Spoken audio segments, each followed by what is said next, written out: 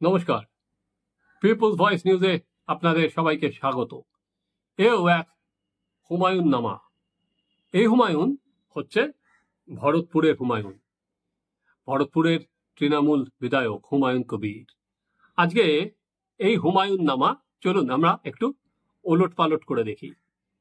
বাংলায় একটা প্রবাদ আছে, সেটা হচ্ছে রাজায় রাজায় যুদ্ধ হয় আর উলু খাগড়ার প্রাণ যায়।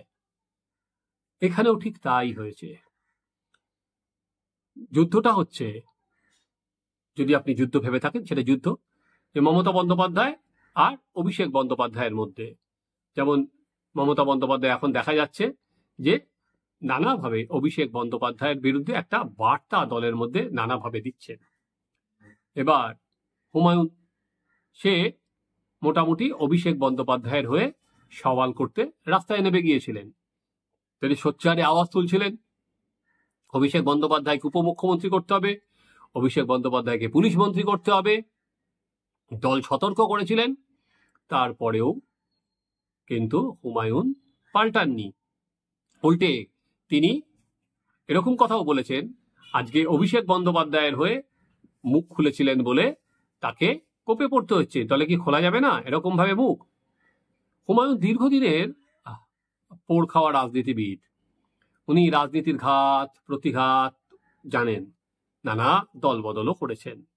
হঠাৎ করেই উনি কি বেচাল করে ফেলেছেন, চালে ভুল করে ফেললেন। উনি হয়তো ভেবেছিলেন যে অভিষেক বন্দ্যোপাধ্যায়ের হয়ে গলা তুললে ওনার কোপটা এসে পড়বে না। এবার কিন্তু সেখানেই এবার হুমায়ুন সেখানে কিন্তু এবার ক্ষমা চাইলেন, দলের কাছে নিঃশর্ত ক্ষমা প্রার্থনা করেছেন মুর্শিদাবাদের এই বিধায়ক। ক্ষমা চাইলেও মমতা বন্দ্যোপাধ্যায় আগামী দিন তাকে মুর্শিদাবাদের থেকে টিকিট দেবেন কিনা সেই নিয়ে যথেষ্ট সন্দেহ আছে। যে যতদূর তিনি এগিয়েছিলেন, এবার কতটা স্লেট মুছবেন, সেই স্লেট মোছার জায়গা তারা নেই। এবার শুধুমাত্র আমি কেন হুমায়ুন নামাটা বললাম, শুধুমাত্র হুমায়ুন কবির নয়, তৃণমূল কংগ্রেসে যারা অভিষেক বন্দ্যোপাধ্যায়ের ঘনিষ্ঠ, তারা নিজেরাই বুঝতে পারছেন না যে তাদের অবস্থান কি হবে। অভিষেক বন্দ্যোপাধ্যায়কে ঘিরেই তাদের রাজনীতি। মোটামুটি তাকে সেনাপতি বলে ময়দানে নামিয়ে দিয়েছিলেন এবং এরকম একটা আবহাওয়া সৃষ্টি করা হচ্ছিল যে আর কিছুদিন পর সেনাপতি, রাজা আছেন, রানী আছেন, সেনাপতি এত লড়ছেন যে সেনাপতি কিছুদিন পর দায়িত্ব নিজের কাছে তুলে নেবেন। এই একটা হাওয়া কিন্তু তোলা হচ্ছিল তৃণমূলের সর্বস্তরে। সেনাপতি আছেন, সেনাপতি দলের মধ্যে আছেন, সেনাপতি দলকে যে কোনো কঠিন সময় থেকে সেনাপতি তাকে রক্ষা করছেন, ব্লা ব্লা ব্লা নানা রকম। কিন্তু সেই সেনাপতি কি এখন ধরাশায়ী? একটার পর একটা যা আঘাত আসছে, সেখানে সেনাপতি কি করবেন সেদিকে তাদের প্রজাকুল কিন্তু তাকিয়ে বসে আছেন।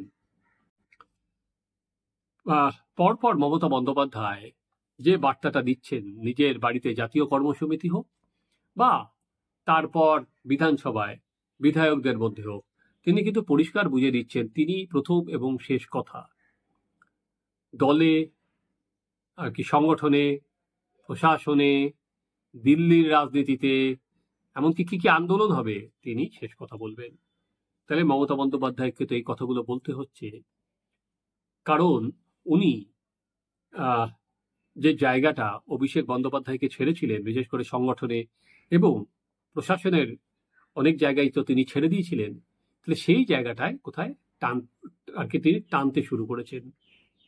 নানা কারণেই হতে পারে, মমতা বন্দ্যোপাধ্যায় নানা কারণেই সেই টান দিতে শুরু করেছেন এবং সেখানে কোপ পড়ছে কিন্তু অভিষেক বন্দ্যোপাধ্যায়ের আর কি যারা ছায়া ছিলেন বা ঘনিষ্ঠ বলে পরিচিত ছিলেন, সেটা দলের মুখপাত্ররা হতে পারে, যেটা হুমায়ুন নিজে তো প্রায় এক পা বাড়িয়েই ছিলেন যে তিনি আর অভিষেক বন্দ্যোপাধ্যায়কে উপমুখ্যমন্ত্রী চেয়ে বসেছিলেন। ফলে হুমায়ুন এখন আর তার শ্যামও গেল, কুলও রাখতে পারছে না আর।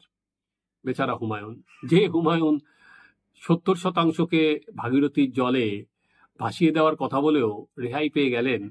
দেখুন রাজনীতির কি করুণ পরিহাস, সেখানে অভিষেক বন্দ্যোপাধ্যায়কে উপমুখ্যমন্ত্রী করতে চেয়ে হুমায়ুনকে প্রায় আর তো কিছুদিন 26 পর্যন্ত প্রায় বাতিলের তালিকায় চলে গেলেন। তো যে প্রশ্নটা বারবার করে সামনে আসছে সেটা হচ্ছে, কেন এই দূরত্ব বাড়ছে? অভিষেক বন্দ্যোপাধ্যায়কে তো মমতা বন্দ্যোপাধ্যায় অনেক দূর নিয়ে এসেছিলেন, তাহলে দূরত্বটা কেন? কিছু কিছু মহল হয়তো বলছে যে এটা নয়, সবই হচ্ছে এটা একটা পরিকল্পনার অঙ্গ, যে কিছুদিন পর আপনারা দেখতে পারবেন মমতা বন্দ্যোপাধ্যায় ওনাকেই আবার বসিয়ে দেবেন, সেটা আগেও হয়েছিল, কিন্তু তারপরে আবার অভিষেককে তার জায়গায় ফিরে এনে বসিয়ে দেওয়া হয়েছে।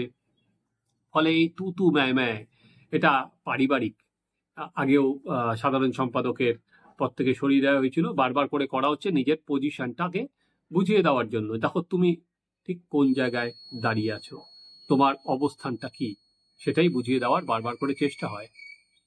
কিন্তু উল্টো দিকে আপনি যদি অভিষেকের কথাই ধরেন, তাহলে যাকে দলের সেনাপতি হিসাবে তার ভক্তকুল রাস্তায় নামিয়ে দিয়েছিল, সেখানে অভিষেক কি করবেন?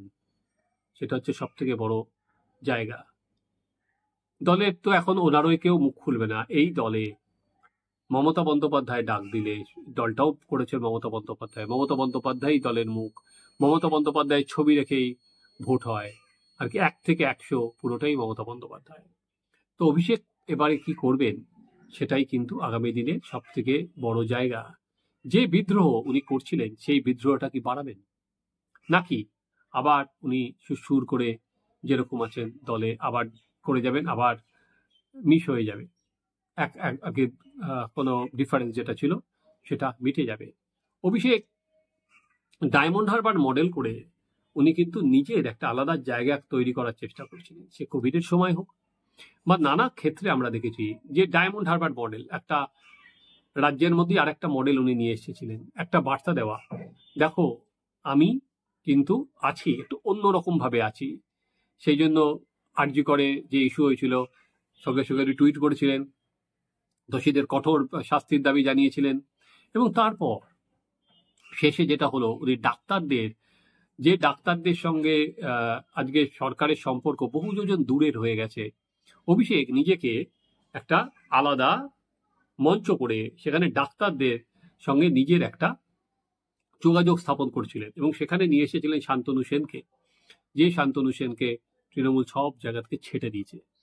অবশ্য শান্তনু সেনের নাম রাখতে পারেনি শেষ পর্যন্ত, কিন্তু ওই যে নিজের একটা আলাদা আইডেন্টিটি তৈরি করা, সেখানে এক ফোনে অভিষেক তৈরি করা, সেই জায়গাটা কি আগামী দিনে তিনি এগিয়ে নিয়ে যাবেন? একবার যখন প্রথমবার ওনাকে সাধারণ সম্পাদকের পদ থেকে সরিয়ে দেওয়া হয়েছিল, উনি ডায়মন্ড হারবারের বাইরে কোনো পদক্ষেপ নিচ্ছিলেন না, বলেছিলেন দল দিলে আমি যাব। এবার কি করবেন অভিষেক বন্দ্যোপাধ্যায়, সেটা কিন্তু মূল প্রশ্ন। এবার এই যে হুমায়ুন নামার কথা বললাম, এরকম হুমায়ুন যারা দলের মধ্যে এখনো আছেন, তারা কি করবেন?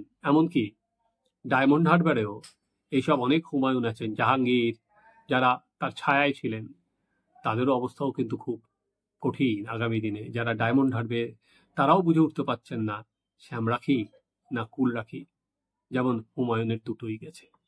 চলুন আমরাও দেখি আগামী দিনে এই রাজনীতি কিভাবে এগোয়, সেই গতিপথের খবর আমরাও নেব। আপনারা দেখতে থাকুন আমাদের চ্যানেল সাবস্ক্রাইব করুন, আপনাদের মতামত জানান।